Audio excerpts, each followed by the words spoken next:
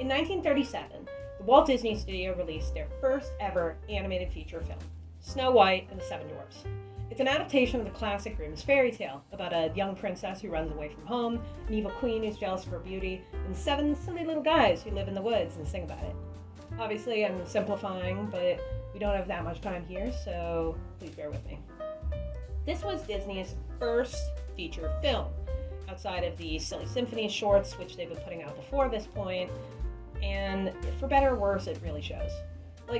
It's not a bad film at all. You can put this on any Friday night and just have a decent time, be decently entertained.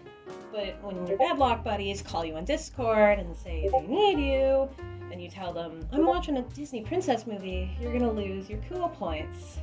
But hey, the animation looks pretty good. Look, rotoscoping. That was new tech at the time, and it makes all the humans look super elegant and lifelike.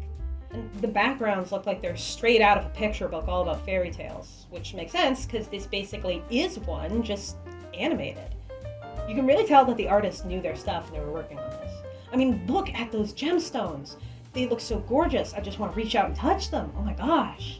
And side note, let's take a moment to look at the animals in particular. Over the course of the series, we're going to be pausing every once in a while to highlight how the animals look, because they give a really good indication of Disney's ever-changing art style and how it was changing at each decade.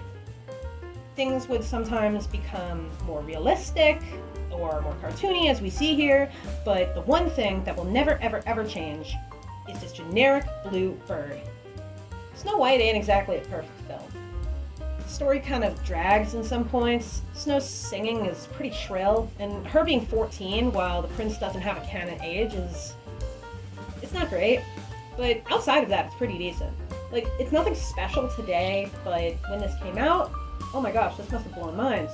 A fully animated movie with synchronized sound, songs, dancing, and full color.